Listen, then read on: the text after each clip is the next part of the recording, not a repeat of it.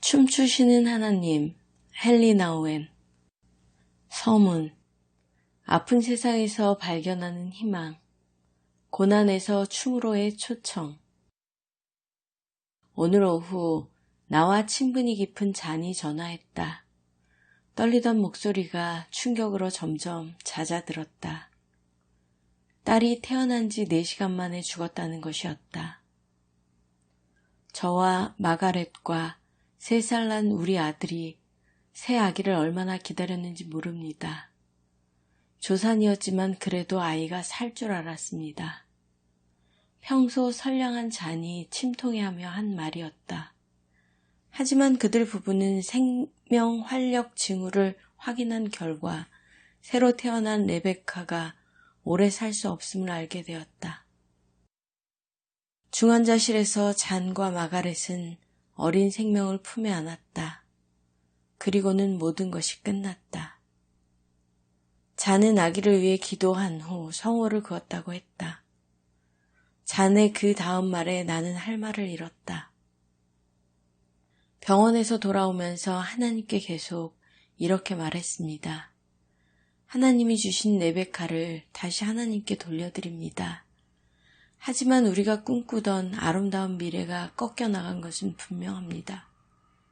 우리 아기를 잃다니 정말 견디기 힘든 고통입니다. 너무 허탈합니다. 나는 적당한 말을 찾아보았다. 무슨 말을 해줄 수 있을까? 구태여 잔의 슬픔을 가로막고 싶지 않았다.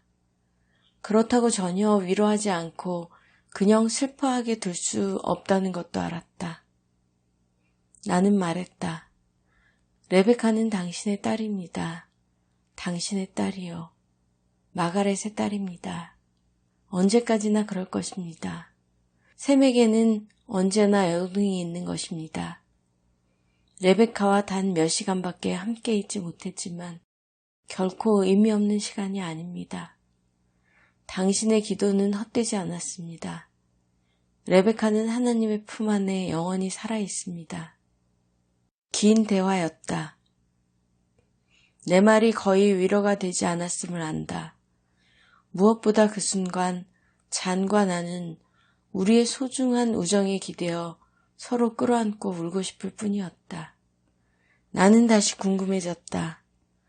걷잡을 수 없는 슬픔으로 마음이 무너질 때면 모든 이가 궁금해하는 것처럼 말이다. 왜 이런 일이 일어났을까? 하나님의 영광을 나타내기 위해? 삶의 무상함을 일깨우기 위해? 고통을 견딤으로 믿음을 깊게 하기 위해? 모든 것이 어두워 보일 때면 그렇다는 답이 선뜻 나오지 않는다. 어린 레베카를 품에 안고 있는 잔과 마가렛을 생각하면 예수의 어머니가 생각난다. 생명을 잃고 축 늘어진 아들의 죽은 몸을 무릎에 올려놓은 마리아의 모습을 많은 그림과 조각에서 볼 수 있다. 마리아는 빼앗긴 것이 아니다. 희망 없이 남겨진 것이 아니다. 그러나 아들이 십자가에서 죽는 것을 지켜보며 얼마나 큰 아픔을 참아야 했던가. 내 친구 마가렛과 잔을 생각하면 마음에서 기도가 절로 나온다. 우리가 모두 겪는 고난에는 물론 말 이상의 것이 필요하다. 영적인 말이라도 그렇다. 우리의 사무친 아픔은 화려한 언변으로 달랠 수 없다. 그러나 우리에게는 고난을 통과하도록 우리를 인도하고 이끌어주는 것이 있다. 우리 귀에 초청하는 소리가 들려온다. 애통이 변하여 치유의 터가 되게 하고 슬픔이 변하여 고난에서 춤으로 가는 길이 되게 하라는 초청이다. 예수님이 복되다 하신 사람은 누구인가? 애통하는 자다. 상실을 피하지 않고 온전히 들여다보는 법을 배우는 사람이다. 부정 아닌 다른 것으로 삶의 고통을 맞이할 때 우리는 뜻밖의 것을 발견할 수 있다. 하나님을 내 공경 속에 모셔드릴 때 우리의 삶은 혹 슬픈 순간일지라도 기쁨과 희망을 딛고 선다. 삶을 움켜쥐려는 자세를 버리면 결국 스스로 움켜쥘 수 있는 것보다 더 많은 것을 얻을 수 있다. 사람들을 더 깊이 사랑하는 방법을 배울 수 있다. 그렇게 사는 방법을 어떻게 배울 수 있을까? 괴로울 때는 고통에서 벗어나는 것이 가장 중요하다는 생각이 우리 대다수를 유혹한다. 우리는 어떻게든 거기서 도망치고 싶다.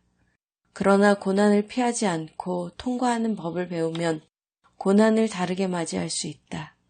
고난을 통해 배우려는 마음이 생긴다.